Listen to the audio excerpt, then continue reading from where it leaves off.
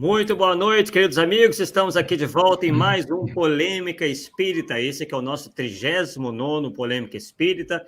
Uma alegria estarmos aqui novamente compartilhando desse momento tão especial toda quarta-feira às 8 da noite. Bem, hoje estou aqui acompanhado, como sempre, do nosso parceiro Paulo Neto, que está sempre conosco aqui no Polêmica Espírita, e trazendo um convidado que vocês já conhecem, a sua segunda participação aqui no programa, que é o Marco Milani. Boa noite, Paulo Neto, e boa noite, Marco Milani. Boa noite, Arthur. Boa noite, Jorge, Shirley e Marcos Vinícius. Vamos aí dar mais um aprendizado, né? Dar mais um aprendizado com o Marco, né? Porque ele é muito bom no que ele faz. Além de raciocínio, é muito interessante.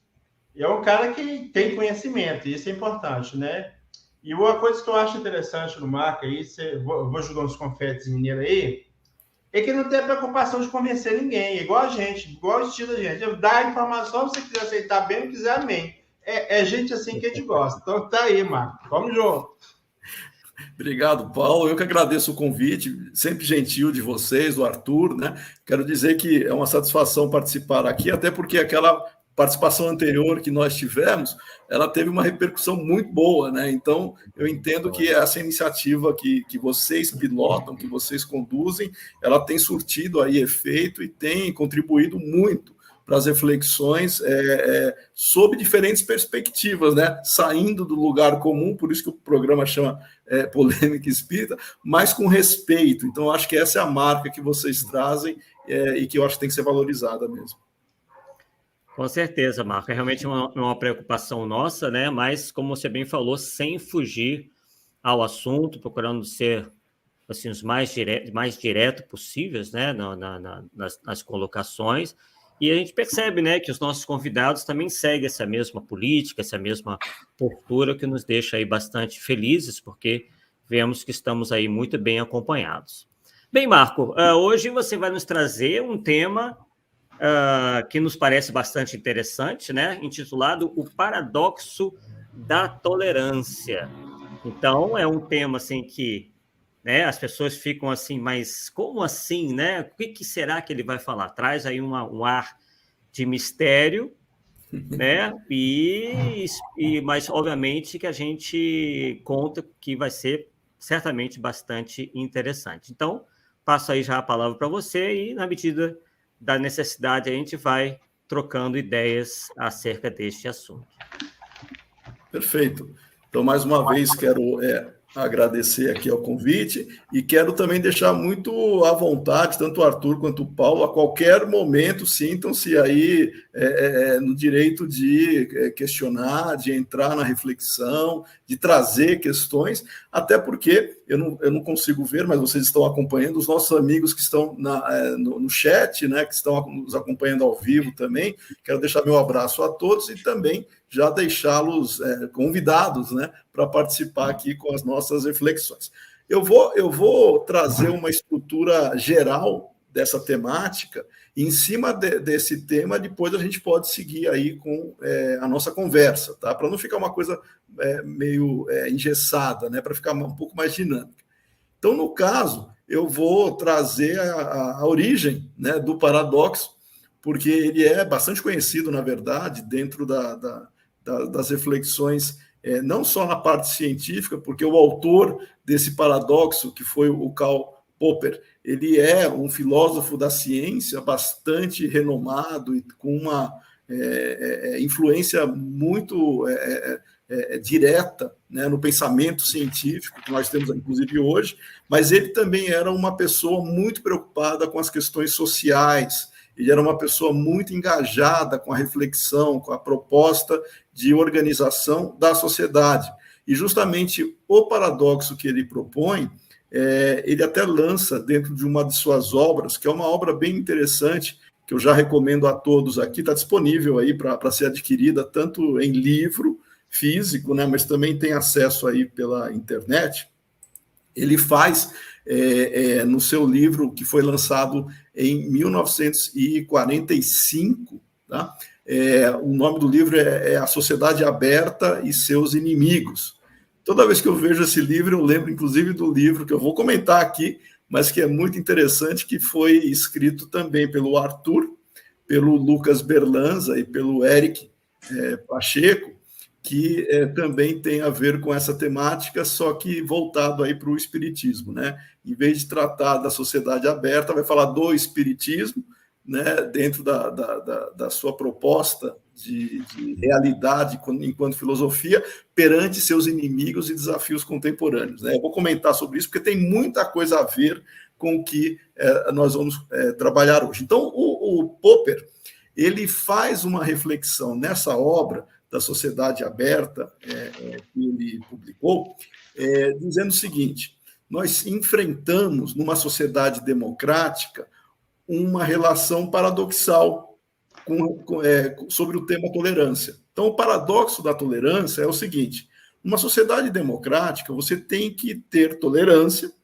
com pensamentos divergentes, com opiniões contrárias, com interpretações variadas. E a sociedade democrática admite uma pluralidade de ideias, ou seja, você respeita a intenção ou a interpretação do outro, ainda que divergente da sua.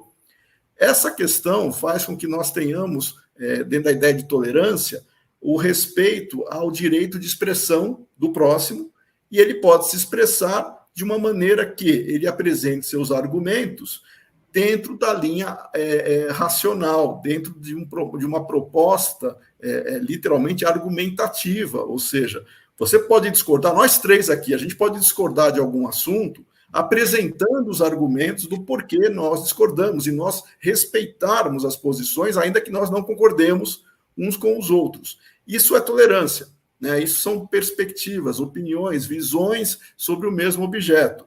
O problema é quando se abusa, quando se trata de um processo de você servir-se de uma ideia de tolerância que o outro teria com você e você querer impor as suas ideias, não pela persuasão racional, mas pela imposição mesmo, pela força, pelo constrangimento. E aí você não pode tolerar que isso ocorra. Ou seja, uma sociedade democrática pressupõe-se que ela seja tolerante, mas tem limite isso. Você não pode ter uma tolerância ilimitada, porque senão os intolerantes vão aproveitar desse contexto para calar os tolerantes pela força.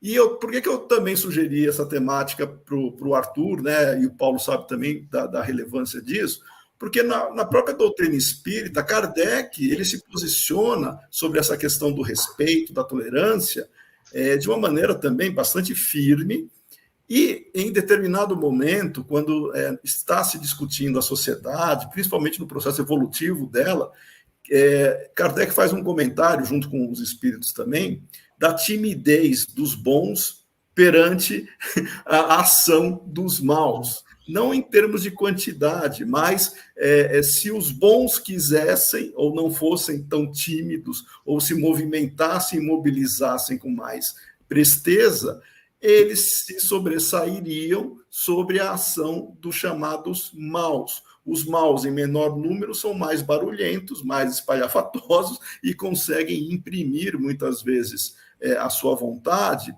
pela inoperância dos bons. Isso está dito de uma maneira um tanto mais superficial, mas que vale a pena a gente refletir aqui. Primeiro ponto, nós não podemos confundir tolerância com passividade e omissão, porque senão você cai na conivência. Em momento algum, o Popper, que propôs esse paradoxo, fez essa confusão de que a tolerância implica em você ficar quieto, em você se omitir perante uma discordância ou alguma divergência. E aí a gente vai para Kardec, que também, em momento algum, ele se coloca numa posição omissa de você ter, diante de um fato que é considerado inadequado, uma situação de permissividade, de você deixar aquilo acontecer, porque seria direito do outro se expressar. Kardec, em diferentes passagens, ele coloca a necessidade do posicionamento, inclusive do espírita, né, perante os desafios que a sociedade carrega. E eu estou trazendo isso para Kardec no século XIX, mas a gente pode ir muito mais para trás, né? O próprio Popper, nesse livro, ele critica Platão, mas a gente vai trazer, na ideia cristã, por exemplo, Jesus, ele também se posiciona com essa questão em diferentes momentos, e as pessoas recortam frases de Jesus para justificar comportamentos que não necessariamente espelham a essência da moral cristã, que ela não é omissa e nem conivente. Por exemplo, se alguém lhe ferir numa face, oferece a outra. No caso, se alguém te bater na face esquerda, oferece a direita. O simbolismo por trás disso é não pagar o mal com o mal, que está lá no Evangelho segundo o Espiritismo. Mas não quer dizer que você não vai pagar o mal com o mal ficando quieto. Você vai agir no sentido de você se preservar, de você manter a sua integridade e trabalhar pelo que você acha certo, sem usar a violência. Esse é o grande diferencial que o Popper também traz. Qual seria o limite da sociedade em tolerar aqueles que abraçam discursos ditos intolerantes? Qual seria o limite? Enquanto estiver no discurso racional, e o Popper até fala, é bom que se exponha os contra-argumentos, as perspectivas diferentes, para, diante do ambiente da discussão racional, possa se apresentar perspectivas que desconstruam essa ou aquela posição, esse ou aquele argumento. Ou seja, o embate de ideias é bem-vindo.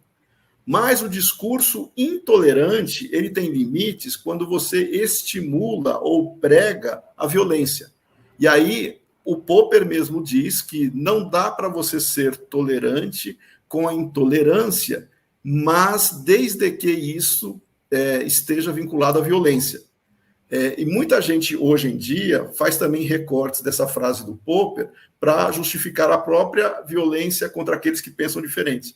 Então, vejam que as pessoas são maniqueístas, né? Elas colocam o bem contra o mal, e quem pensa como eu é bom, é tolerante, é democrático, quem pensa diferente é alguém a ser desprezado, eliminado, inclusive, da sociedade, ser calado. E aí justificaria-se o direito de usar violência. Popper nunca fez isso, né? Então, veja que existe uma dificuldade, ou por ignorância, ou por má fé mesmo, de distorcer as palavras do Popper, né, sobre a questão da intolerância, e dos limites que nós teríamos, mesmo diante de discursos contraditórios, divergentes. O exemplo mais clássico que o próprio Popper, né, traz, vejam, eu vou só fazer um contexto aqui também para justificar o porquê. Né? O Popper, veja, ele estava escrevendo já no final lá da Segunda Guerra Mundial, ele veio de uma família judia, sofreu perseguições, tanto é que depois ele era austríaco, mas de origem judaica, né? A família dele, apesar dos pais terem se convertido para o protestantismo, não é isso que as perseguições nazistas da época estavam interessadas, estavam dizendo na origem das famílias. E aí depois ele vai para a Inglaterra, né? Mas o Popper, dentro desse contexto, ele faz uma crítica muito pesada aos regimes totalitários da época. Por exemplo, o nacional-socialismo, que é o nazismo, né? O nazismo encurtou o nome do partido, é nacional-socialismo. Então, ele faz uma crítica ao nacional-socialismo, que é completamente totalitário e intolerante por definição, e ao comunismo, que também é totalitário e intolerante por definição, né? Porque você, para pregar uma sociedade igualitária pela força, eliminando ou calando quem não concorde, você está agindo com violência também. Então, ele coloca o nacionalsocialismo, ou nazismo, e o comunismo como exemplos de discursos intolerantes que devem ser rechaçados.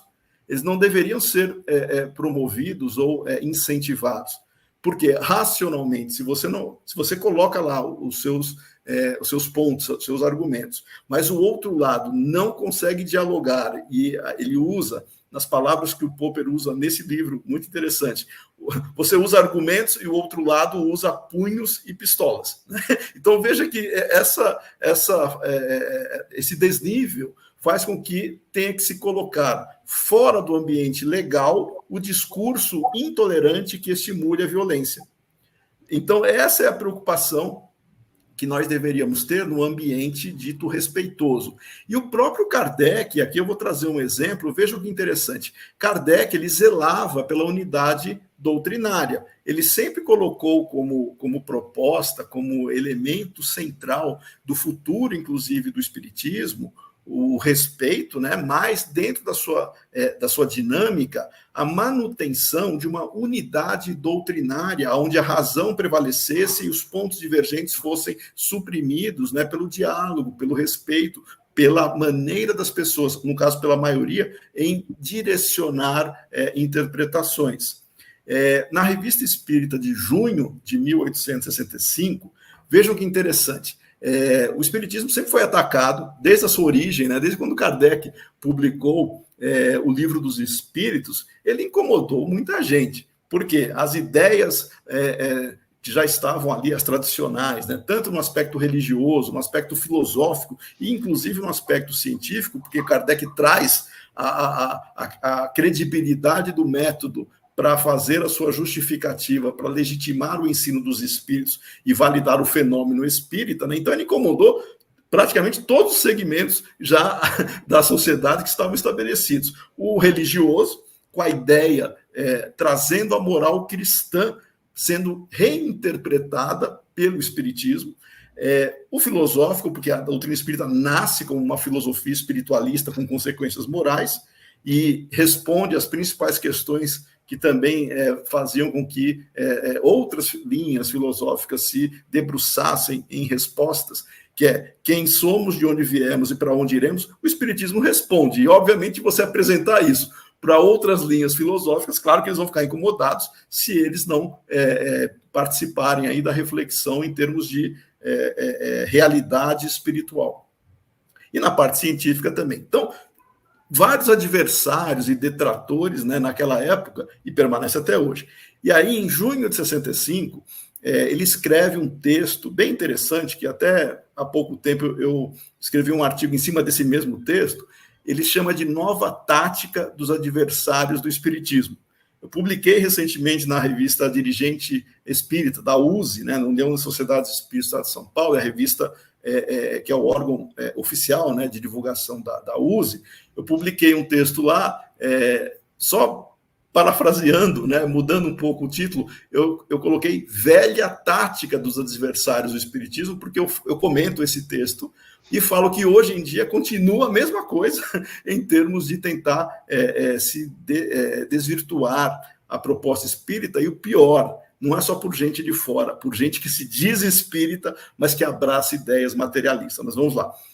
Nesse texto de 65, Kardec fala o seguinte, e ele está fazendo uma assertiva, tá? Com a firmeza e disciplina que Kardec sempre teve.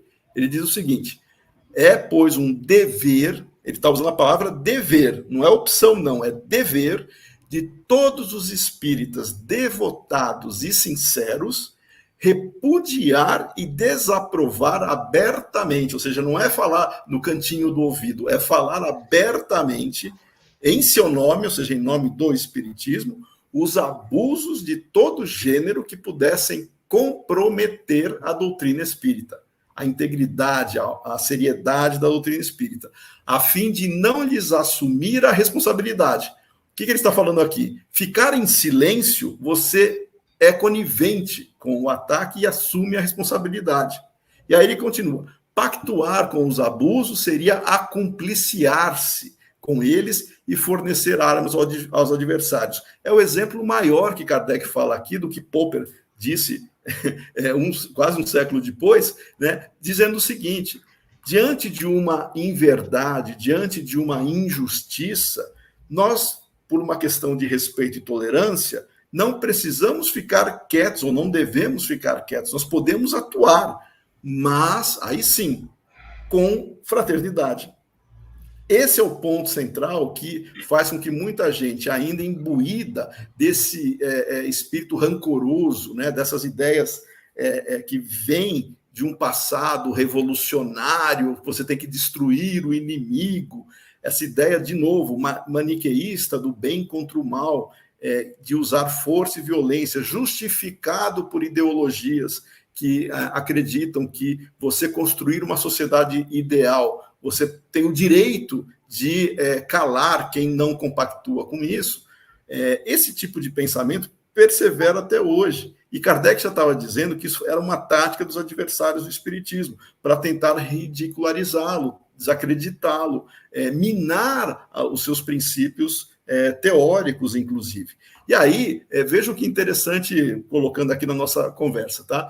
No próprio Evangelho segundo o Espiritismo, se a gente for ver uma mensagem de São Luís, que a mensagem é de 1860, está lá no capítulo 10, no item 21 do Evangelho segundo o Espiritismo.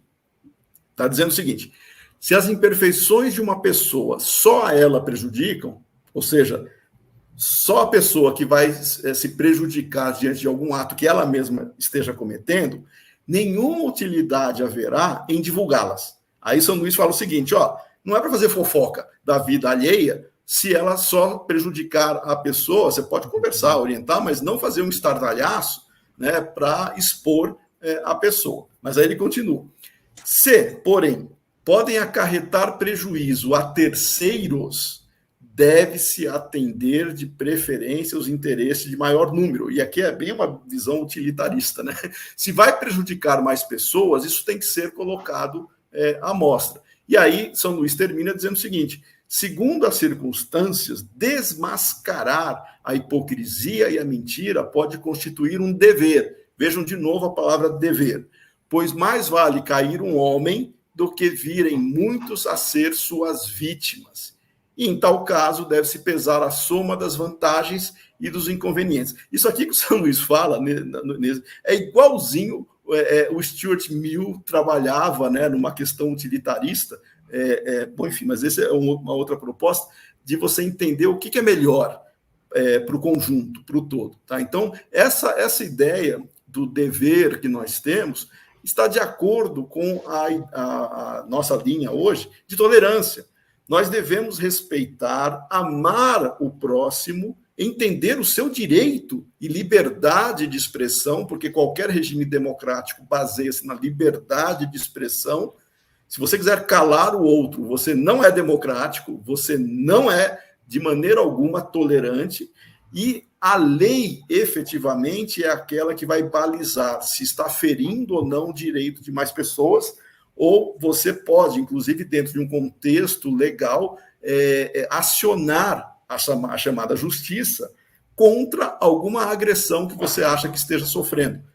Essa relação da justiça mediando conflitos é fundamental para entender o Popper no paradoxo da tolerância. Resumidamente, nós devemos ser tolerantes sem ser omissos, sem ser passivos, porque senão nós também somos coniventes com aquilo que pode prejudicar no futuro a própria sociedade. E é o que o São Luís disse. Se discursos totalitários, né, como no caso do nacionalsocialismo, que o Popper destacou, junto com o comunismo, que são totalitários, você preservar o direito de expressão de pessoas que acreditam nisso, ok. O problema é quando estas pessoas, diante da possibilidade de fazer impor a sua vontade perante outros, aí você já entra naquilo que o Popper disse, que os intolerantes tomarão conta dos tolerantes, ou vão ter a soberania sobre os tolerantes, se não houver limites nesse sentido. Então, é muito tênue esse processo de nós colocarmos isso, e aí a gente traz de novo para o Espiritismo, quando a gente volta para aquele discurso dos bons e dos maus. É muito fácil cada um se intitular bom, e aí aquele que discorda, você julga e classifica como mal, logo é ele que tem que ser, dentro dos limites de tolerância, classificado como aquele que tem que ter cuidado e, dentro do possível, a lei ou calar, né, entre aspas, camuflando o direito de preservação da própria sociedade. Tem uma falácia argumentativa, né, que é da falsa dicotomia. O que significa isso? Você apresenta, diante de um discurso, somente 2 pontos, o certo e o errado. Não tem nada no meio, tá? Só tem 2 maneiras de ver algum assunto, um e outro. E aí a falsa dicotomia faz com que você pareça ser aquele que detém o monopólio do saber e das virtudes, logo o outro só pode ser alguém ignorante e que é de má fé, e que tem que receber toda a carga legal, inclusive, para ser preso, ficar calado e por aí vai. Essa argumentação, esse discurso falacioso da falsa dicotomia, hoje em dia está muito presente, porque você pode interpretar diferentes relações sociais com diferentes perspectivas, diferentes modelos políticos, econômicos, né, sociais. Você não tem dois. Só que a pessoa que quer, por má fé, usar essa falácia argumentativa, ela fala o seguinte: o outro, ela rotula, estigmatiza, classifica, e eu estou do lado dos bons.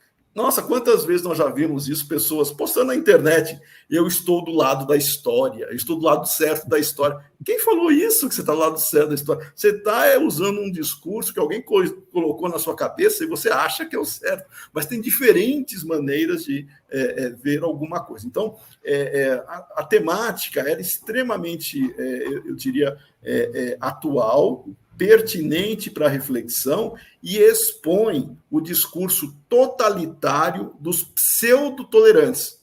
São aqueles que eles são democráticos, são tolerantes, enquanto as pessoas concordam com ele. Quando alguém discorda, aí não. Aí o outro está errado, ele tem que ser calado.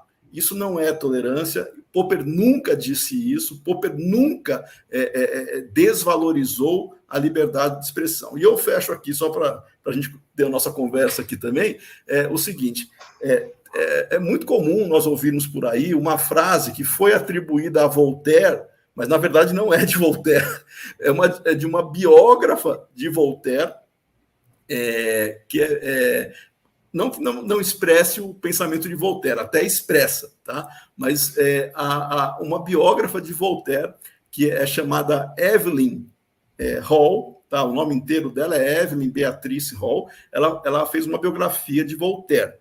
O Voltaire, né, o famoso pensador que, inclusive, se manifestou enquanto espírito, né? Kardec entrevistou o Voltaire. O Voltaire era um grande defensor da liberdade, né? Ele tem influência até hoje dentro das suas propostas de liberdade individual, de liberdade de expressão.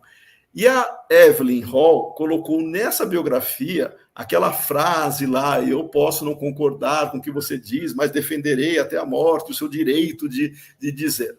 Voltaire nunca disse isso, foi a Evelyn Hall. Mas não quer dizer que o Voltaire, defensor da liberdade, de alguma maneira também não esteja alinhado com essa proposta. Só estou fazendo uma curiosidade histórica aqui, porque tem gente que repete essa frase dizendo que foi de Voltaire. Ela foi biógrafa de Voltaire. No fim, todo mundo assumiu isso como se fosse do próprio Voltaire. Ela tentou resumir a ideia dele. Esse tipo de situação é interessante porque o Voltaire, ele era um crítico muito tenaz. Ele sofreu perseguição, inclusive da igreja, porque uma das liberdades que ele defendia era religiosa, tá? E ele criticava uma série de procedimentos e práticas que a Igreja Católica da época adotava, totalitária, inclusive, né? E Voltaire sempre criticou a Igreja. Ele era considerado lá um inimigo da Igreja pelos representantes religiosos. Mas ele, veja, quando ele desencarna, depois ele dá uma mensagem para Kardec, que ele fala o seguinte, está na Revista Espírita, vejam lá depois, ele teve 3 mensagens, Voltaire, tá? Numa delas ele coloca lá que ele se arrependeu de ter criticado a Igreja, não pelas práticas em si, mas porque ela também possuía, misturado com tudo aquilo, a parte moral que é perene e que é boa. Ou seja, ao direcionar os seus canhões de crítica para a Igreja, ele destruía o que vinha pela frente, só que ele se arrependeu porque ele deveria ter valorizado o que a própria Igreja preservava, ou pelo menos trazia, como mensagem moral. Tá? Então, Voltaire, eu finalizo aqui esse meu discurso inicial, para trazer que o Voltaire, ele é, sim, um representante da tolerância. Ele foi muitas vezes criticado por isso, por defender a liberdade, mas era porque é o jeito dele e é bastante irônico, né? Então, de defender o que ele fazia. Mas não quer dizer que no movimento espírita hoje muita gente está, infelizmente, distorcendo o próprio paradoxo da tolerância para justificar atitudes intolerantes, porque ela acha que pode, uma vez que você estigmatize alguém como intolerante, eu posso ser intolerante com o intolerante. Então, bastou estigmatizar alguém como intolerante, ela já se dá o direito de agir contra, e aí eu vou usar agir de maneira agressiva, né? E não é batendo. Hoje em dia, com a internet, uma maneira agressiva é você quase que fazer um linchamento moral da pessoa nas redes sociais, e usar aquela palavra que ficou muito em moda, que é o cancelamento, né? Então, vamos cancelar as pessoas. Isso nada mais é do que uma atitude intolerante, desrespeitosa e de alguém totalitária, que não compreendeu o que é ser democrático e muito menos respeitoso sob a ótica cristã e espírita. É isso. Paulo? Pois é, rapaz. Eu vou fugir um pouquinho do aspecto político, né? Já que as eleições passaram mesmo, né? Então, mas eu fico muito preocupado com o movimento espírita. Certas coisas que são publicadas aí em nome do espiritismo e as entidades aí da liderança, as instituições de liderança, elas não falam nada. Elas são tolerantes ou são omissas? Sobre o quê? Por exemplo, eu vou dar 2 exemplos. Um exemplo que é interpretação e um exemplo que está lá. O de interpretação, Chico Kardec. O que está lá, existe posse física de um encarnado por um desencarnado. São os 2 temas que são tempos recorrentes e as federativas não falam nada. Tipo assim, deixa o pessoal brigar lá para ver o que vai sobrar, tá certo? E aí eu pergunto, é tolerante ou omisso? Eu não chamaria de omisso, porque não só as instituições, mas também os pesquisadores e todo mundo que faz parte das instituições se manifesta e ativamente sobre essa proposta. Sobre essa questão de Chico não ser Kardec, eu vou falar pela USE, que é a entidade que eu participo. Nós já fizemos diferentes seminários, lives, inclusive, sobre essa questão, textos que foram publicados, e isso representa o quê? Representa uma expressão institucional, muitas vezes, quando é feita por seus membros. O que nós não podemos confundir é a opinião, que daí é desprovida, muitas vezes, de argumentos que são comprovados, ou até fatos em si, da realidade factual, né? Então, opiniões, aí nós temos milhares. Alguns temas que seriam considerados polêmicos, porque a preferência de cada um, a interpretação de cada um, você coloca como uma discussão saudável, sem fechar a questão, ok. Eu vou, por exemplo, no caso dos animais, tá? Os animais, em termos de princípio inteligente, no processo evolutivo e da sua realidade após a desencarnação, é uma questão que o próprio Kardec, apesar de já termos elementos muito claros sobre os animais, em Kardec, nós temos supostamente opiniões de espíritos que afirmam coisas contrárias ao que Kardec disse. E aí a gente vai fazer o quê? Eu fico com Kardec. Por quê? Porque opinião é opinião. Quando a gente trabalha propostas doutrinárias, não é uma posição institucional, é uma posição de amadurecimento racional sobre a temática. E aí a gente não pode fechar a questão sob o risco de você ter que voltar atrás depois, se você não considerar todos os elementos. Então, estou falando dos animais, até porque eu sei que o Paulo também, recentemente, né, Paulo, você divulgou um trabalho muito interessante sobre os animais. Nós temos a perspectiva doutrinária espírita lastreada em Kardec, nós temos opiniões de espíritos que não seguiram o método racional de Kardec, nem validação pela universalidade, e nós temos outras linhas filosóficas, outras questões.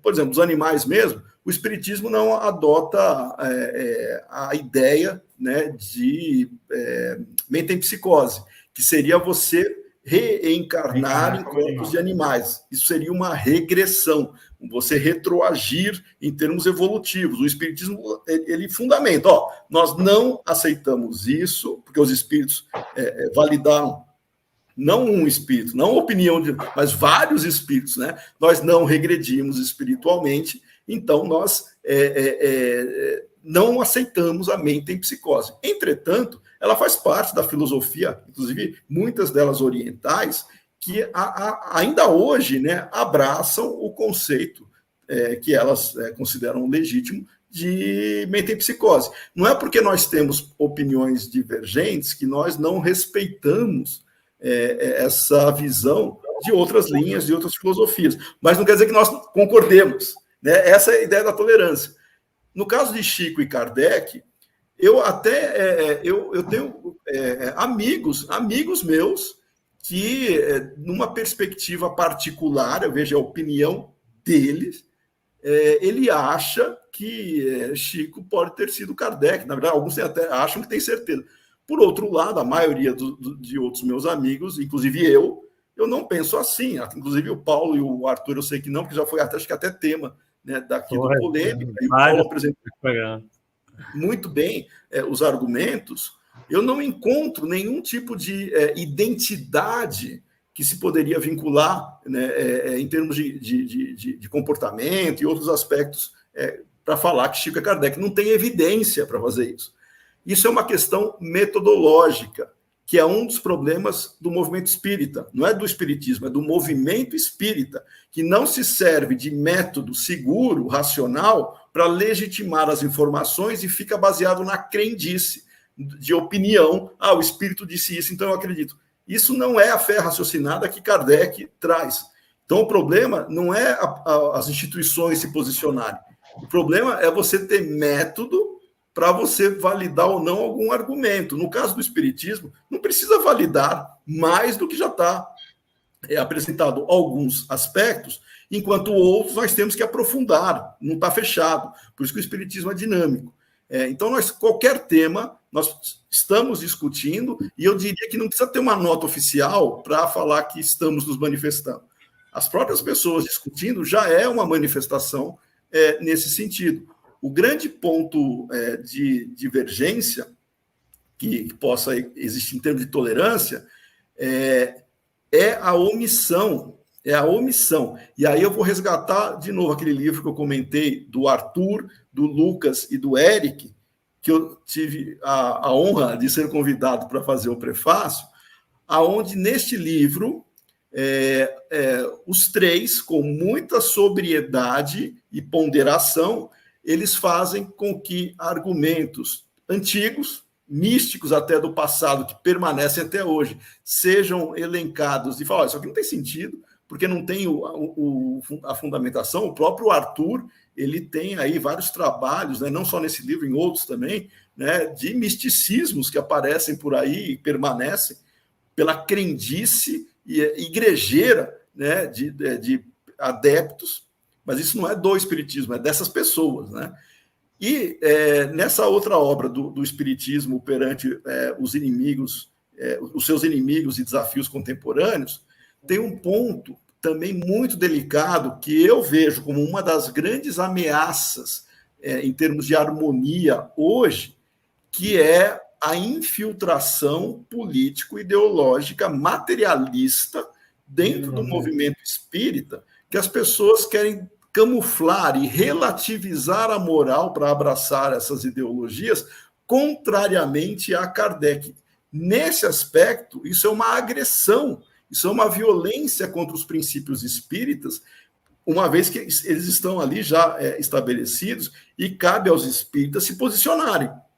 Essa resposta que o Arthur, o Eric e o Lucas ofereceram é simplesmente o direito de expressão para combater, como Kardec disse, é dever dos espíritas expor quando prejudicar mais gente. E, por incrível que pareça,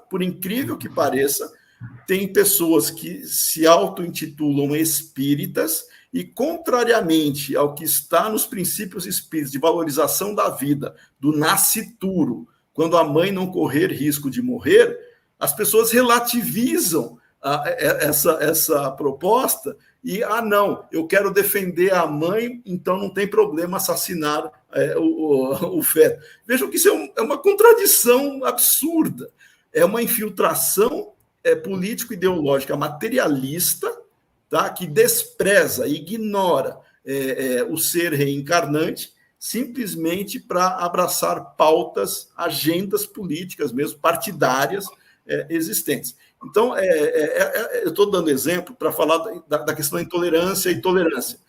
Quando alguém vem com um discurso desse, obviamente a resposta, como o Popper fez, ela é racional. Ela tem que ser em argumentos, desconstruindo o argumento do outro. Tanto é que eu mesmo publiquei um texto, um artigo, dizendo isso, sobre essa infiltração das ideias materialistas com relação ao aborto. Eu pego 3 justificativas que essas pessoas que se embasam na ideia materialista usam, e falam, isso aqui não tem fundamento espírita, ao contrário, contradiz os princípios espíritas. Primeiro, de que a mulher é dona do próprio corpo, como se o feto fosse parte integrante, fosse uma extensão do corpo e não houvesse um espírito independente ali presente, né? Ou seja, ignora-se a realidade espiritual para ficar-se somente na parte genética. De que se trata de saúde pública, quando, na verdade, o grande problema que nós temos não é saúde pública, porque o argumento que as pessoas, de maneira rancorosa, usam é o seguinte: as pessoas ricas conseguem ir para clínicas clandestinas ou até em outros países para promover o abortamento, enquanto pessoas pobres, elas se servem de maneira mais precária de métodos e elas arriscam a sua vida. Não é esse o argumento espírita. O argumento espírita é que o ser reencarnante, ele está ali e é o mais vulnerável de todos. E você assassinar esse ser, você está tirando a oportunidade reencarnatória do seu processo evolutivo e você vai contra. No Livro dos Espíritos, a palavra é crime. A gente vai usar essa palavra no seu sentido contextual. Não é para julgar ou culpar a mulher que, dentro das suas pressões e no seu contexto, cometeu algo assim. É para contrariar o processo evolutivo natural do ser reencarnatório. Então, o crime seria uma transgressão, né, como também é colocado, na linha evolutiva. E nós estamos num planeta de expiações e provas. Se alguém acha que a gente está aqui de férias, né, e que ninguém tem nada a passar por dificuldades e desafios, também não entendeu nada do nosso nível evolutivo que os espíritos disseram. Né? Porque a gestação foi fruto de violência. Nós vivemos numa violência e ela não justifica agir com violência também contra o ser reencarnante. Nós temos diferentes argumentos, mas isso, em momento algum, nós vamos culpar, né, que é jogar todo o peso da culpa no ato desequilibrado, porque, às vezes, a mulher é a mais frágil, porque ela foi pressionada pelo genitor ali, que não quis assumir a paternidade, pela família, enfim, diferentes tópicos. Nós devemos valorizar a vida, respeitando todos aqueles que estão ali envolvidos, mas deixando muito claro, cada um vai arcar com as consequências proporcionalmente ao que conhecia e ao que poderia ter feito diante desses atos. Não é utópico, mas a gente está falando de tolerância, pega tudo isso, né? Veja que tolerar não é simplesmente ficar calado. Tolerar é você respeitar a decisão do outro, inclusive lamentar a decisão do outro, mas agir conforme a própria consciência, sem violência. O que diferencia a tolerância é o não uso da violência, e quando eu falo violência, não é só violência física, ela é verbal, ela é psicológica, ela tem uma série de nuances que se podem fazer dentro da linha de ação que nós adotamos, culturalmente falando, que nós vamos classificar como algo fraterno, respeitoso e ponderado, e você se manifesta. É a mesma coisa quando você não concorda com alguém, você fala, olha, respeitosamente eu discordo.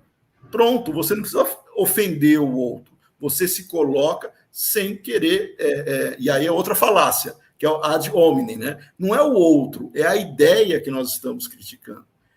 Eu tenho amigos que, dentro do que a gente está falando, eu gosto muito deles, a gente discorda de alguns tópicos, sejam eles amigos espíritas e não espíritas, sejam eles doutrinários ou não doutrinários, e nós temos uma liberdade muito boa para um colocar a sua perspectiva sem desrespeitar o outro. Ou seja, eu posso firmemente defender o que eu acredito, respeitando o direito de pensar do outro, mas não é por isso que eu vou ficar concordando.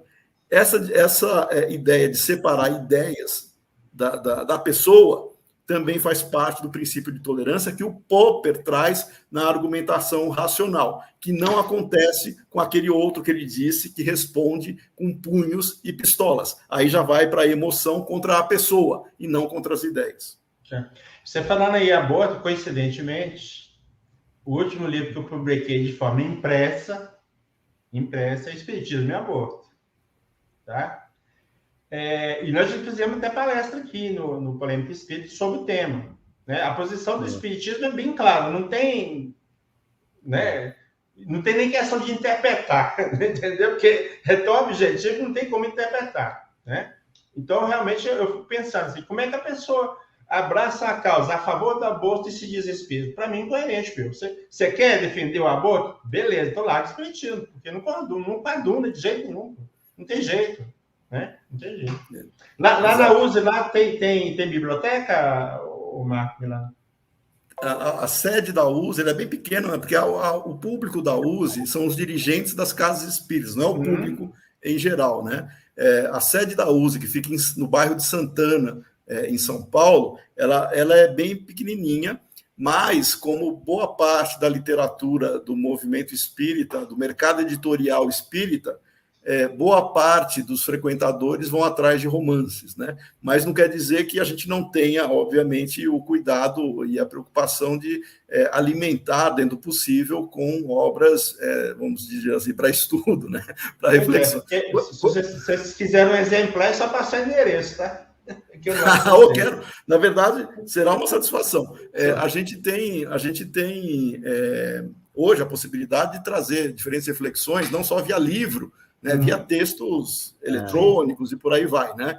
E eu quero dizer que o próprio Paulo e o Arthur, né, vocês dois são escritores, uma vez que nós tenhamos a possibilidade de dialogar com o público em geral, toda a possibilidade que nós temos de oferecer exemplares para as casas espíritas, para bibliotecas públicas, ela é muito bem-vinda, como o Paulo está oferecendo agora, porque você contribui, de alguma maneira, com alguém que pode não ser hoje, mas amanhã alguém que talvez se interesse pela leitura. Né? Então, eu entendo que a divulgação doutrinária ela tem que ocorrer sempre, em todos os âmbitos, seja físico, né, como eletrônico, né, ou mesmo dialogado, ela tem que ocorrer. Esse tema de hoje, né, realmente é muito palpitante. Eu já me deparo com esse comportamento, com essas ideias já faz bastante tempo, né? Porque, e ainda mais hoje, né, que nós temos aí, nós praticamente lutamos aí, né, fazemos esse trabalho de esclarecimento e a gente acaba se defrontando com esses dois polos. De um lado, como você disse hoje e também tratou da última vez que você esteve, dos espíritas, ou aqueles que se dizem espíritas, mas que no final de contas eles não defendem as ideias espíritas, eles estão ali como espíritas, porém, quando a ideologia diz uma coisa que seja contrária ao espiritismo, eles ficam com a ideologia e o espiritismo eles tentam dar um jeito de encaixar, né? Não é o contrário, eles não tentam encaixar o espiritismo, as ideias no espiritismo, mas o espiritismo nas ideias deles, né? E, por outro lado, também citado por você, os místicos. E o que é mais interessante nisso tudo é que quando a gente tenta esclarecer, e geralmente a gente, quando esclarece, a gente acaba colocando algumas ilusões que as pessoas têm abaixo, né? A gente procura, podemos até não ser bem-sucedidos o tempo todo, mas procuramos ir na mesma linha do espiritismo, que são argumentos racionais, baseados em fatos, em estudos, na própria universalidade, na própria concordância do ensino dos espíritos, na ciência, na lógica. E, por incrível que pareça, o que a gente se vê a todo momento é que essa postura é vista pela grande maioria dos espíritas como intolerante. E aí, quando você, né, procura demonstrar aquilo, procurando afastar, obviamente, as pessoas para centralizar nas ideias, essas pessoas que geralmente propagam a tolerância, né, tanto os místicos quanto esses materialistas infiltrados no espiritismo, eles têm basicamente as mesmas características. Eles adoram, né, passar essa suposta virtude de que são muito tolerantes, são muito fraternos, muito abertos, mas é só até a página 2, porque quando são contrariados, né? Então, muito isso, e infelizmente isso é comprado pela grande maioria. Quando você vem desconstruir certos castelos de areia, você passa a ser o intolerante. Porque, à medida que você confronta a opinião, aquilo já é, para boa parte do movimento espírita, uma falta de caridade. Você está faltando com a caridade. Como é que você vê essa situação? O que as pessoas... O que pode ser feito? O que pode ser feito para mudar essa mentalidade? Olha, Arthur, essa é uma questão bem delicada, porque envolve sensibilidades, envolve paixões. As pessoas são emotivas, não tem como nós separarmos, ninguém é robô, né? Todo mundo traz a sua carga afetiva e emocional também para o seu discurso, para suas convicções, para suas propostas. No caso do espiritismo, Kardec, por ele ser alguém da ciência, e o movimento cultural brasileiro ele não é tão familiarizado com critérios científicos, uma dificuldade a mais, né? Então, a gente tem algumas iniciativas de grupos de pesquisa espíritas, né? Eu vou até tomar a liberdade aqui de citar a Liga dos Pesquisadores do Espiritismo, que é um grupo que já tem aí quase 2 décadas, né? Mais de 2 décadas, e que está voltado, né, para reunir pesquisadores sobre a temática espírita, mas que a pesquisa é pesquisa mesmo, com hipótese, com desenvolvimento racional de elementos que fundamentem as afirmações. Essa proposta ela é mais difícil de você levar para uma reflexão, para o movimento espírita em geral, que está mais acostumado a acatar ideias pela fonte. Então, tem o argumento de autoridade. O argumento de autoridade pode ser tanto de uma pessoa encarnada, um palestrante, um grande orador, né? A pessoa tem simpatia, gosta de alguém. Tudo que essa pessoa disser, ela tende a acreditar e reproduzir. Não tem nada de fé raciocinada, isso aí é bem fé cega. Mas faz parte da cultura de muita gente. O argumento de autoridade espiritual, porque basta colocar que alguma informação foi obtida via mediúnica e foi assinada pelo espírito tal, XYZ, não importa, a pessoa atribui um argumento de autoridade para validar e legitimar aquela informação. Isso é fé cega também. E um outro ponto, que é a questão dos médiuns. Muita gente, no Brasil em particular, claro, nós temos pessoas que nasceram numa família espírita, mas a maioria, como é o meu caso, por exemplo, eu não nasci numa família espírita, nasci num outro ambiente religioso, vamos chamar assim, né, em termos de vínculo, e posteriormente você vai tomando contato com o espiritismo e aí você abraça, porque ele responde e cada um tem a sua história. Quando a pessoa vem de outras linhas filosóficas e religiosas, ela traz junto uma bagagem de devoção. Essa devoção e de crença ela muitas vezes transfere aquilo que ela tinha em outras filosofias e linhas. No Brasil, boa parte veio do catolicismo, né? Então eu vou usar como exemplo, tá? Não é nenhuma crítica, é só exemplo. No catolicismo, você tem o padre, que é a pessoa mais próxima ali, que seria o intermediário da vontade, ou o tradutor da vontade divina, daquilo que nós precisamos ou não fazer. E ele tem autoridade para, inclusive, determinar para os seus fiéis, ou direcionar, ou recomendar. Hoje em dia, nem tanto, mas no passado isso era muito forte, tá? Não vou nem entrar na época que a igreja e o Estado, eles conviviam, mas é uma outra época. Outro ponto de devoção é esse vínculo com o sagrado, porque a pessoa vem achando que precisa de um intermediário para ter as suas rogativas, seus desejos, a sua comunicação com o que ela chamava lá de anjos ou de algum espírito iluminado. No Espiritismo, a gente não tem nada disso, mas ela traz a tendência de identificar alguém que pudesse ser um intermediário. E aí ela pode transferir isso, no Brasil é muito comum, para médiuns, ou seja, seriam aqueles que estariam em contato com o mundo espiritual, então eles seriam canais, ou muitas vezes pontos de contato com o sagrado.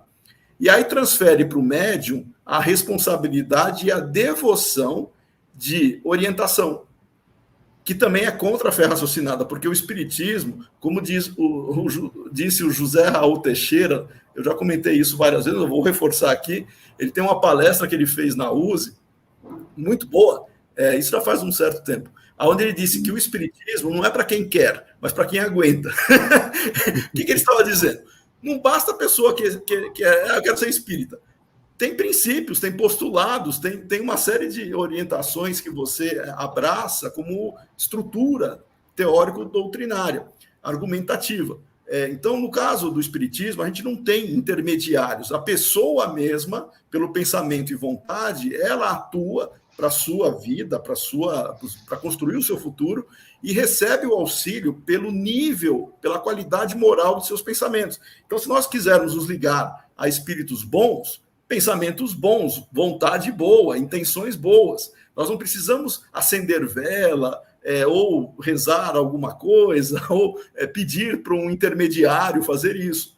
Só que muita gente ainda condicionada pela ideia do concreto, né, do material, de ter que ver ou de ter que fazer alguma coisa para promover outra, ela precisa dessas coisas. Então, a sua questão, Arthur, ela é delicada, porque as emoções estão nesse universo cultural.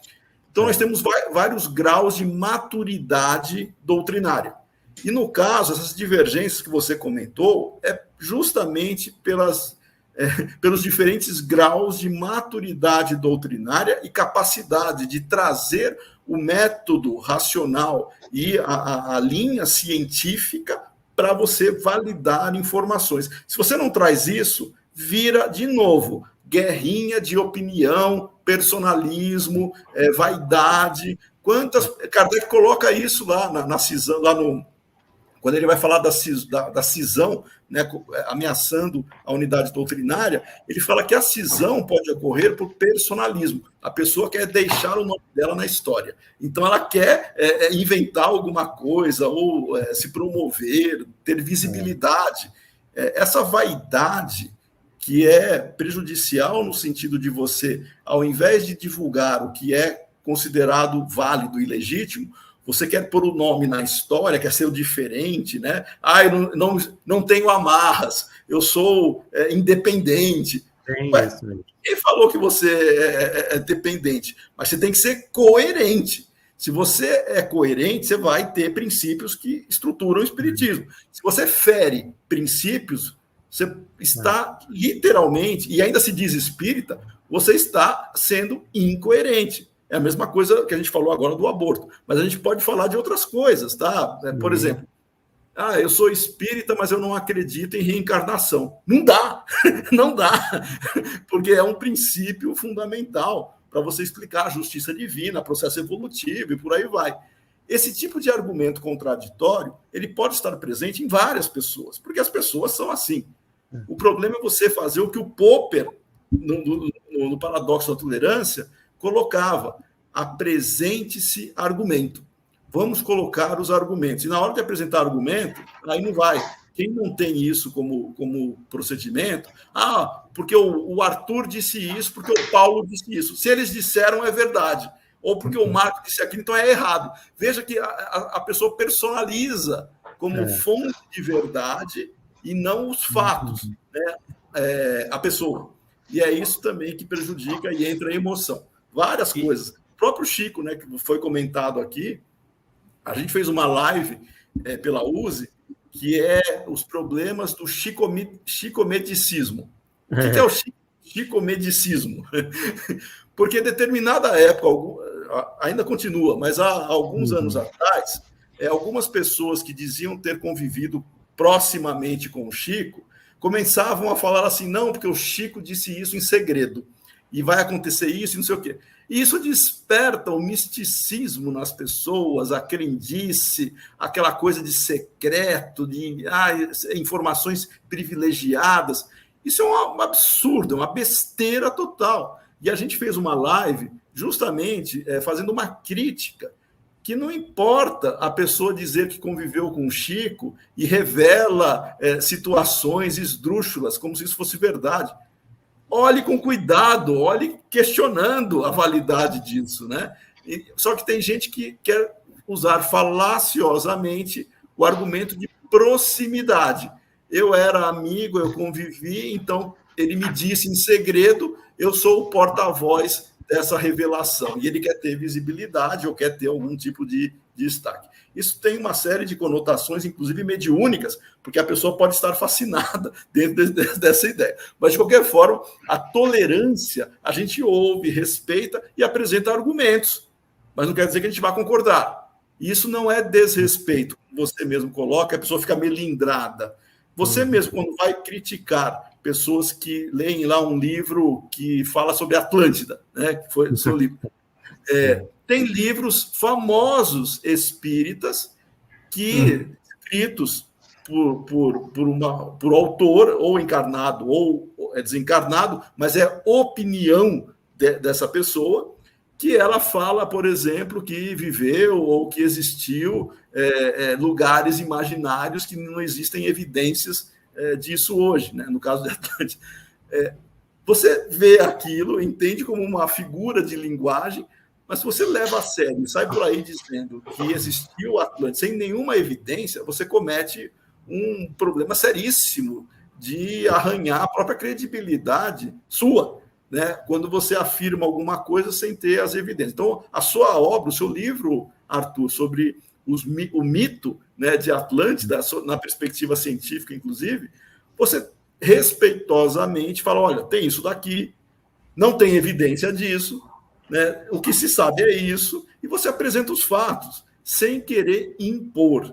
A hora que a pessoa quer impor a sua crença, a sua verdade, ela desrespeita, ela é intolerante, ela não consegue conviver com pluralidade de ideias.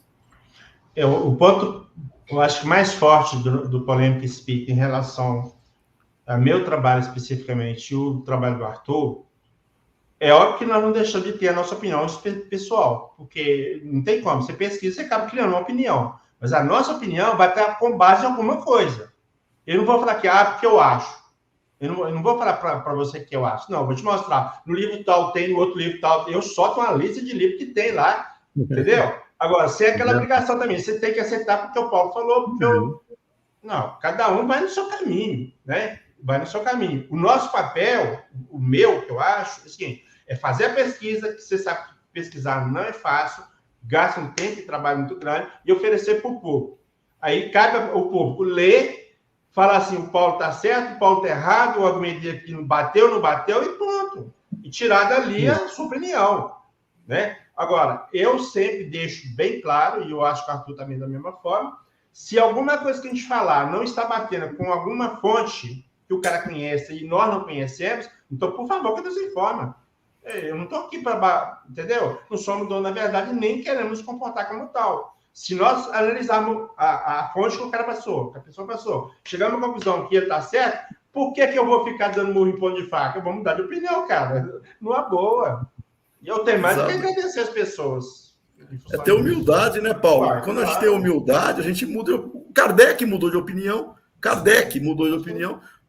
Veja que Kardec, quando ele começou a estudar alguns assuntos, ele usou a revista espírita como laboratório. Ele colocou ali uma série de comunicações, de elementos que pudessem e eram para ser amadurecidos. Se aquilo fosse comprovado futuramente, aí ia parar lá nas obras ditas fundamentais. Se aquilo não fosse, ficaria, eu vou usar a palavra em inglês aqui, stand-by, né? Ficaria lá aguardando a comprovação.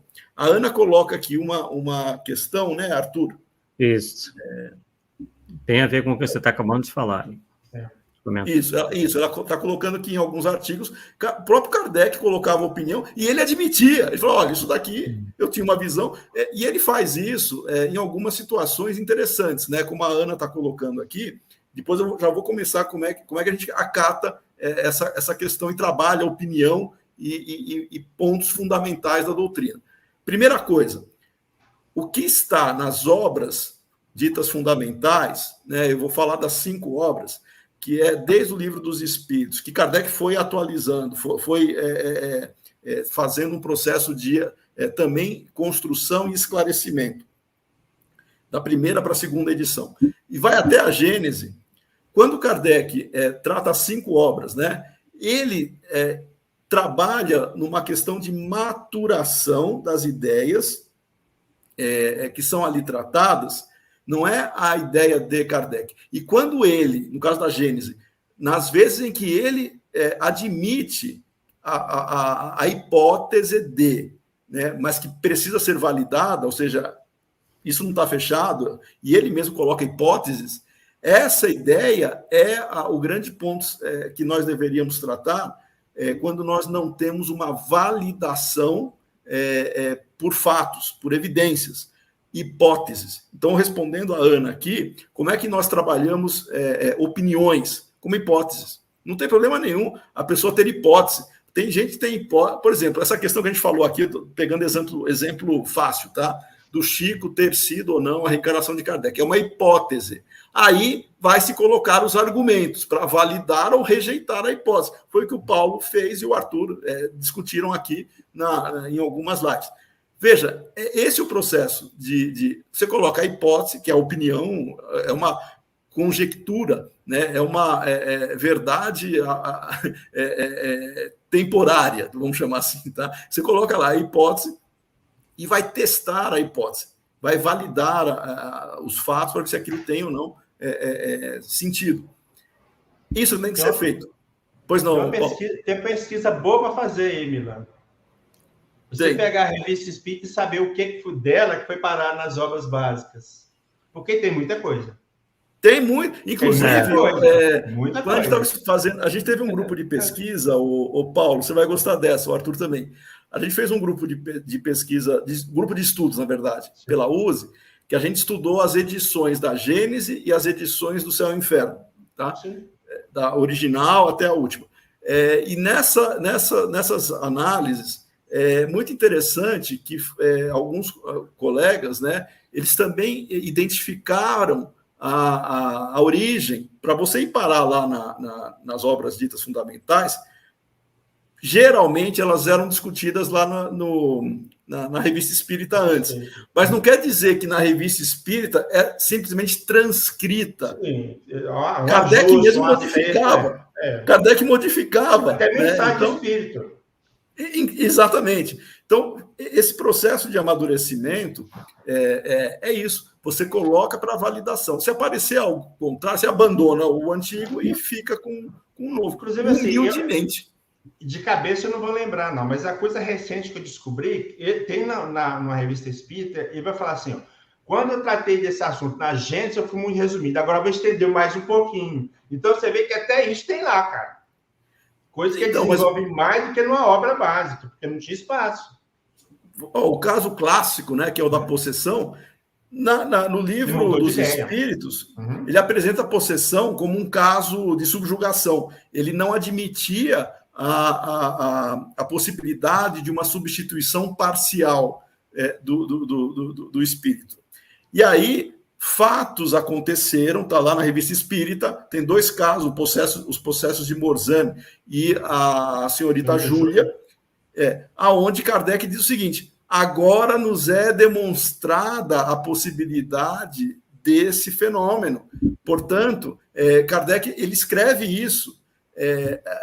Admitíamos que, porém agora nos é demonstrado que, ou seja, ele revê a posição, e aí lá na Gênese, ele coloca a possessão o conceito, né, já amadurecido como um fenômeno possível, e ele ainda acrescenta: a possessão pode ser promovida por um espírito dito mal, né, que quer prejudicar ou que tem más intenções, ou também pode ser promovida por um espírito bom, que queira imprimir na sua comunicação uma dramaticidade, uma intensidade maior.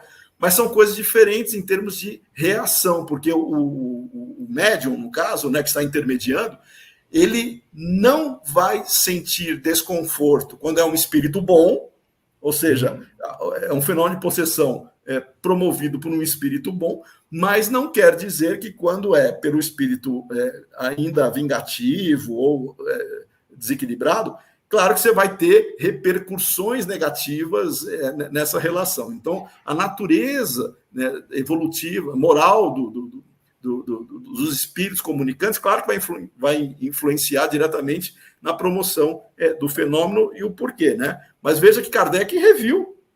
E ele não teve vergonha de falar: havíamos dito que, porém agora nos é demonstrado a possibilidade. No caso nosso, do movimento espírita, as pessoas são muito melindrosas, né? Então ela fala alguma coisa, ela quer defender aquilo com unhas e dentes, mesmo que eventualmente se tenha comprovado com uma outra perspectiva. Então, Marco, Kardec era muito adepto os fatos são os fatos, não há como contestar. Então, diante dos fatos, você mudou de opinião. O que eu sempre questionei em relação da possessão, eu também custei perceber que tinha essa mudança, tá? Não foi assim, não, foi não. É que ou os tradutores ou as editoras não coloquem nota lá no Livro dos Espíritos e no Livro dos Médios, falando que mudou de posição. Porque o que tem acontecido no movimento espírita? A pessoa lê o Livro dos Espíritos e o Livro dos Médios, não lê a gente que jura de pé junto que não tem possessão física. Aí fica aquela briga. É uma polêmica, né, Arthur? Aí vira polêmica. Exato. Isso aí, Paulo, você está falando de um caso que é relativamente... Aquele que estuda todas as obras vai identificar essa dinâmica e migração. Mas no movimento espírita, na literatura que a gente pode chamar de secundária, enfim, são outras obras que contribuem para a reflexão, para a doutrina ser divulgada e tal. Várias obras que estão por aí sendo vendidas, comercializadas, muitas delas já foram desmentidas, inclusive, mas elas continuam circulando, como se fosse, pelos mais incautos, né, como se fosse uma novidade. Esse tipo de situação, ou seja, a pessoa tem uma opinião, ela coloca a opinião na forma de livro, divulga o livro, tal, só que depois tem os fatos contradizendo, ou os argumentos contradizendo, só que o livro dela continua sendo publicado. Um caso muito interessante, e eu vou falar de duas pessoas muito sérias, tá? O Herculano Pires e o Hernani Guimarães, eles eram amigos. O Hernani é um pesquisador muito profícuo, né? Bem sério, bem intencionado, inclusive, espírita. Ele que era o contato do Ian Stevenson, né, que estudava reencarnação aqui no Brasil. Ele recebeu o Ian Stevenson quando veio para o Brasil. Então, ele tinha uma atuação científica muito, muito, muito boa. Ele propôs a chamada teoria corpuscular do espírito. Tá? É uma teoria que o Hernani propôs, ele escreveu um livro com esse nome, aonde praticamente ele tinha uma interpretação sobre o processo evolutivo e sobre a constituição e a natureza do espírito, só que ele materializava praticamente o espírito. Tá? O Herculano Pires leu aquilo, identificou todos os tópicos, né, que eram contraditórios e escreveu um livro chamado A Pedra e o Joio, aonde ele desbanca a teoria corpuscular do Hernani Guimarães. E o Hernani, depois que o Herculano explicou e apresentou os fatos publicamente, né, o Hernani não ficou mais defendendo a teoria corporal, mas o livro dele, o teoria, está vendendo, continua vendendo por aí. Então a pessoa, quando ela comprar o livro Teoria Corporal, deveria vir junto a obra do Herculano, A Pedra e o Joio, né, para fazer o contraponto. Mas aí cabe ao leitor ter toda a sua liberdade aí do mundo, de novo, né, liberdade, cada um lê o que quer, faça o que quer. A casa espírita, isso é um ponto muito central também na nossa discussão. Leitura. A casa espírita, quando ela oferece na sua livraria, e ela chama de livraria espírita, ela vai oferecer ali livros que deveriam ser condizentes com o espiritismo. Sim, com certeza. Tem que ter uma questão de coerência. Quando alguém usa o discurso, não, a pessoa pode e deve ler de tudo. Ok. Só que a fonte que você vai oferecer, se é uma livraria espírita, você tem que ser coerente e oferecer obras coerentes com a doutrina espírita. Se você vai oferecer obras que têm contradições com o espiritismo, sob o argumento de que ela tem a liberdade de ler o que bem entender, você está sendo irresponsável e incoerente com a doutrina espírita. O espírita pode ler de tudo, mas uma livraria espírita não pode vender de tudo. Exato. Essa é a diferença. Exatamente. Aqueles que vêm com um discurso de liberdade é porque deturparam, relativizaram o próprio conceito, e aí eu trago Popper e todo mundo aí junto, o conceito de liberdade é também voltado para a coerência de expressão. Como é que o Arthur e o Paulo, e qualquer colega nosso que esteja nos assistindo agora, pode entrar lá no site de qualquer loja virtual e comprar qualquer livro que queira, no Brasil ou no exterior, enfim, você consegue comprar livros físicos e eletrônicos, tá? Ou trazer isso de outra maneira. Você faz isso, você lê o que bem entender, ninguém está proibindo ninguém de ler. Mas para você ser coerente numa proposta doutrinária, dentro da casa espírita, você tem que oferecer na livraria espírita livros espíritas que sejam coerentes com os princípios de Kardec. Senão, você tem que mudar o nome. Põe lá, livraria ecumênica, livraria espiritualista, faz qualquer coisa, mas seja coerente, porque senão você está enganando as pessoas que vão ali na livraria, que acha que vai oferecer um produto espírita, quando, na verdade, é um produto contraditório até com o espiritismo. É isso aí. Isso não é ser intolerante. Isso é ser coerente e respeitar a liberdade do leitor de ler o que bem entender em qualquer lugar. Mas na livraria espírita, como o Paulo comentou muito bem, pressupõe-se obras coerentes com o espiritismo. Perfeito. E a questão, né, como você reforçou aí várias vezes, de que realmente nós somos defensores da liberdade, porém com responsabilidade, que nós procuramos fazer, por exemplo, e ainda mais agora em épocas de internet, é alertar as pessoas para os conteúdos que vêm sendo aí divulgados em nome do espiritismo, que são conteúdos apressados, geralmente de cunho sensacionalista e que têm desvirtuado ainda mais a ideia que se tem do espiritismo, né, por aí, né, que já há uma confusão antiga e que com essas abordagens irresponsáveis, né, realmente a coisa tem ficado quase que fora de controle, tá? Realmente tá bem difícil isso daí. Deixa eu ver. Bem, então, Marco, aliás, antes de passar para o Marco, Paulo, alguma consideração, alguma pergunta, algum comentário final? Não. O que eu sempre coloco é que as pessoas não sentem a responsabilidade que você tem quando você está na tribuna espírita. Porque, veja bem, para quem sabe, se você falar bobagem, o cara sabe que você falou bobagem. Tudo bem. Mas o cara que é novo, que chega lá a primeira vez, tudo que você falar é o espiritismo que o Paulo falou, cara. Então, você tem um resultado muito grande em relação ao conhecimento que você está passando.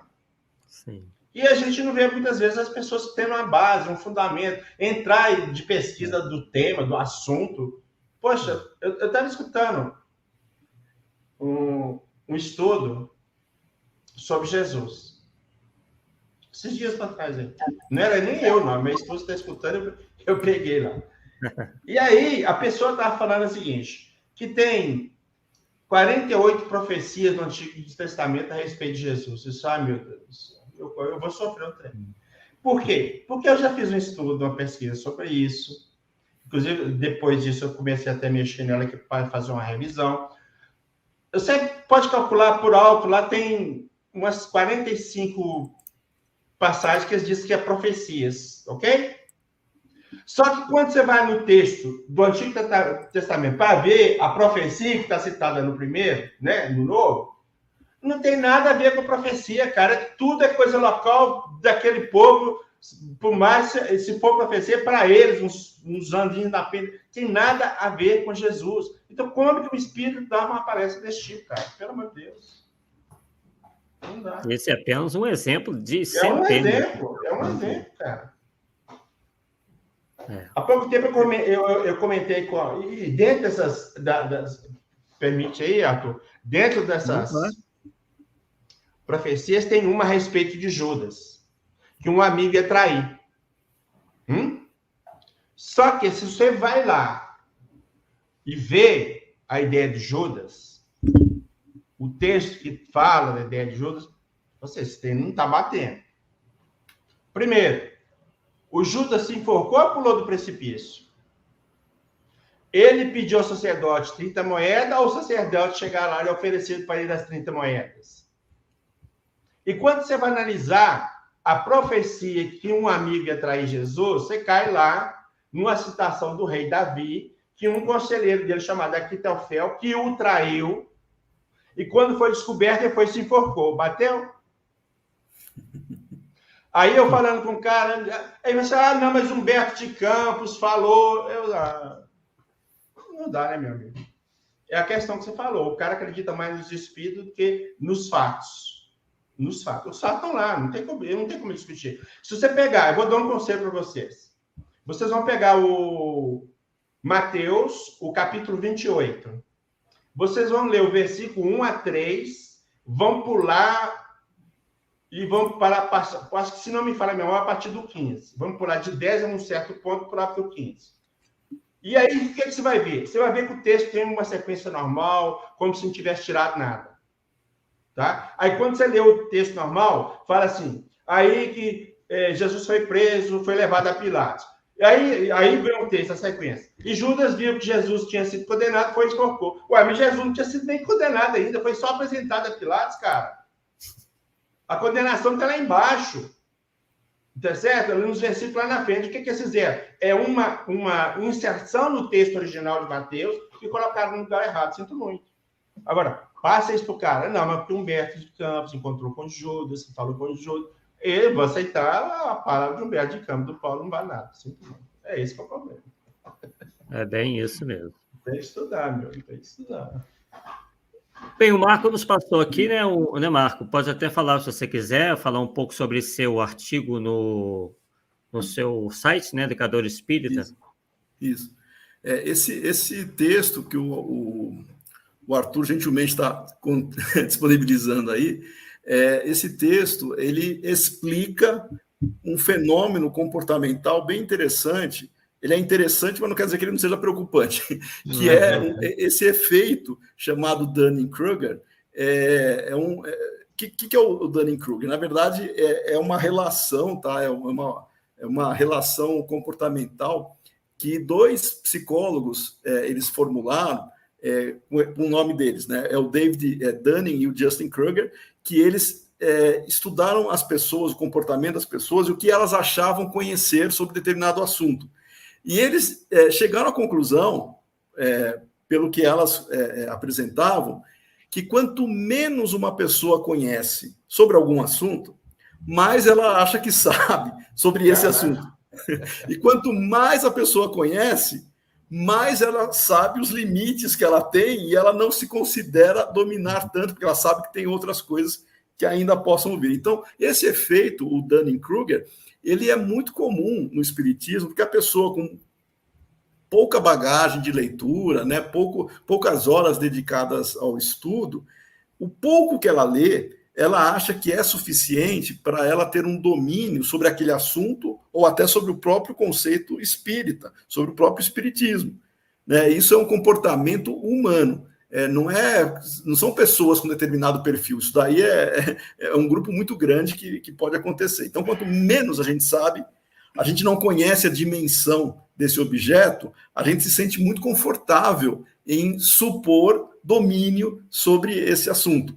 E é por isso que muita gente nas casas espíritas, com pouco tempo de leitura, mas falta trabalhador, ela é bem intencionada, ela tem boa disposição e ela se predispõe a falar, né, com as pessoas. Ela vai falar nos limites dela. O problema é ela achar que o conhecimento que ela tem seja suficiente para exprimir os conceitos doutrinários na sua plenitude. Nós podemos passar décadas estudando e a gente vai encontrar ainda elementos que vão nos deixar angustiados. Nossa, isso eu tenho que aprofundar, até porque não existe, muitas vezes, elementos que já foram maturados, tá? Faz parte das questões a serem desenvolvidas. Eu mesmo, uma das questões que sempre me deixaram curioso, né, e que me motivaram a pesquisar alguns assuntos, não só a psicometria, tá? A psicometria também, mas a questão do tempo, né? Da percepção do tempo, porque enquanto nós estamos na realidade espiritual, a percepção do tempo é completamente outra, né? Até porque o tempo está vinculado à matéria. Então, a ideia de tempo que nós temos é uma, mas o que me deixava curioso é a teoria da presciência, que está lá na Gênesis, inclusive, que é como é que é possível você vivenciar fenômenos. Isso aconteceu comigo, eu tive um sonho que eu vi determinada situação, e alguns meses depois aconteceu exatamente naquela situação, tá? E me chamou muito a atenção esse tipo de fenômeno. Eu nem era espírita ainda, tá? Mas aconteceu muito essa situação. E aí, essa questão do tempo sempre me motivou. E eu fui pesquisar a teoria da presciência, só que você tem limites para essa. Fui estudar um pouco de física nas minhas parcas, nos meus limites, né, para entender isso. Mas nós temos muita coisa ainda a avançar. Como é que você pode visualizar uma situação futura, né, que eventualmente não tem nenhum vínculo aparente com o presente, e você constatar. Aí, depois de uma série, fiquei anos estudando isso, pelo menos me esforçando para compreender, até que eu cheguei numa explicação que me satisfez hoje, temporariamente. Tá? Eu cheguei numa explicação que me satisfez, não é tema de hoje, por a gente marca, mas que me acalmou. Mas são esses incômodos que a gente tem que ter para ir atrás das informações. Então, quando a pessoa ela gosta de ir atrás, ela naturalmente tem um viés de autodidatismo, ela tem que ir atrás. O espiritismo, você tem que ser autodidata. Não pode ficar esperando as pessoas publicarem livro, fazer palestra. Isso é bom, ajuda a trocar ideias, mas você tem que ir atrás da informação. E o espiritismo é construído, o seu corpo teórico, para você ser autodidata. Por mais que você tenha dificuldade ou limitações, não só na leitura, tem outras também, mas não tem outro jeito. A gente tem que ir atrás da informação e não esperar que ela venha até nós. Tá? Então, a gente tem que ir atrás da informação. E esse texto que eu coloquei aí, do efeito Dunning-Kruger, ele mostra justamente isso. As pessoas no espiritismo ficam satisfeitas com o pouco que leram, muitas delas, achando que dominam o assunto, quando, na verdade, você, ao conversar com elas, identifica uma série de fragilidades. E quando você questiona, a pessoa ela se fecha, porque daí aquilo que o Arthur falou, existe o melindre, a resistência natural, ela não está aberta para troca de ideias, tá? Então, é bem interessante fazer essa reflexão, respeitando os limites de cada um e sabendo que hoje nós somos melhores que ontem. Como o Paulo comentou, esse negócio da possessão, eu também, viu, Paulo? Quando eu comecei a estudar possessão, eu tinha uma visão, só depois que eu entendi possessão de outro, porque faz parte do amadurecimento. Então, esperemos todos que daqui 10, 20, 30 anos, nós já estejamos numa condição muito mais madura sobre assuntos que nós temos hoje, né, do que achar que a gente vai ficar preso ou parado no tempo, né, nesse sentido. Então, por isso que é importante essas lives, para a gente refletir, trocar ideias e sermos tolerantes. A pergunta que eu deixo provocativa. Hoje, nós seríamos tolerantes com nós mesmos no passado? Se nós nos encontrássemos no passado, o Paulo contra o Paulo de 20 anos atrás, o Arthur de 20 anos atrás, e eu de 20 anos, nós seríamos tolerantes com esta pessoa que nós encontramos? Quem sabe não, né? Então, vamos refletir que o tempo também nos ajuda a respeitar, né? Isso vai dando um pouco mais de maturidade. O jovem geralmente é impetuoso, né? Ele tem lá suas motivações mais apaixonadas, né? Com o tempo a gente vai acalmando um pouco isso. A maturidade também é uma boa situação. Mas não quer dizer que a idade cronológica represente maturidade, tá? Só vou fechar minha fala aqui pelo tempo também. Eu falei para o Arthur e acho que já falei para o Paulo. Eu fiz uma pesquisa com dirigentes espíritas, só com dirigente espírita, tá? Dirigente, não é frequentadora, dirigente de casa espírita. Mais de 100 dirigentes. E eu perguntei, uma das várias questões, eu perguntei quais das 5 obras fundamentais a pessoa tinha lido. A maioria dos dirigentes, 80% do público que respondeu, 80% tinha mais de 20 anos de vivência espírita. Metade tinha mais de 30 anos. Até porque isso é um sinal que o movimento espírita está envelhecendo, mas isso é outro assunto. Nós temos dirigentes com mais de 20, 30 anos. Se eu perguntar para vocês acham que esses dirigentes leram as 5 obras? Todos? Pois é, por incrível que pareça, Livro dos Espíritos e o Evangelho foram as obras mais lidas. Esse quase 100%, tá? Quase. Terceira obra mais lida, mas já num patamar bem inferior, foi o Livro dos Médiuns, tá? Com 80 e poucos. Com 75%, ou seja, 25% não leu integralmente, só folheou, né? Mas não leu, pelo menos uma vez, O Céu e o Inferno e a Gênese.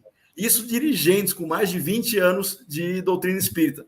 Como é que você vai discutir com pessoas que não leram integralmente, pelo menos uma vez?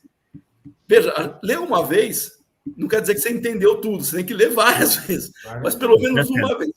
Como é que você vai discutir com alguém que afirma ter a noção espírita se ela não leu O Céu e o Inferno e a Gênese integralmente, ou entendeu, e ela baseia a sua argumentação espírita em obras secundárias? Ela leu romances, ela leu outras coisas, e ela acha que isso supre a sua necessidade de ler Kardec. Esse é um ponto também que pode gerar divergência conceitual, porque em romance tem linguagem literária, poética, tem uma série de coisas fantasiosas em romance, que você não pode tomar o pé da letra aquilo. Aquilo é opinião, no máximo aquilo é uma opinião. Você pode ter hipóteses para validar depois, muito interessante. Algumas podem ser validadas, mas não quer dizer que se algumas foram de algum autor espiritual, todas as que ele apresentou, literalmente são validadas também. É hipótese por hipótese. Esse tipo de comportamento é o que faz com que nós tenhamos, muitas vezes, comportamentos onde você vai colidir ideias, e se a pessoa, se não tiver humildade, como o Paulo destacou muito bem, e viés, né, para a fé raciocinada pelo método racional da ciência, ela vai se sentir melindrada, atacada, porque você ousou discordar de uma convicção dela. E tem uma coisa interessante, Arthur, só fechando aqui. Sim. Quando você está lendo uma obra que você já leu, vamos supor, 5 anos atrás, a sua visão, como ampliou naquele período, por conhecimento do seu mentor, você vai enxergar coisa que você está na cara e você não viu. Você eu fico pé da vida por causa disso. Estava na cara e eu não vi. Não tem jeito. E você, todas as vezes que você lê a obra, você vê alguma coisa. Então, não tem nem como falar assim, eu vou descansar de ler livro espírita. Não tem como fazer isso. Não tem como. Você entendeu? Só mostrando aqui, né, quem se interessar em ler e se aprofundar nesse estudo do Paulo, está lá no próprio site dele, né, paulosnetos.net, só buscar lá, né?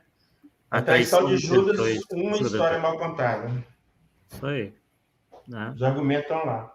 Gratuitamente no site do Paulo.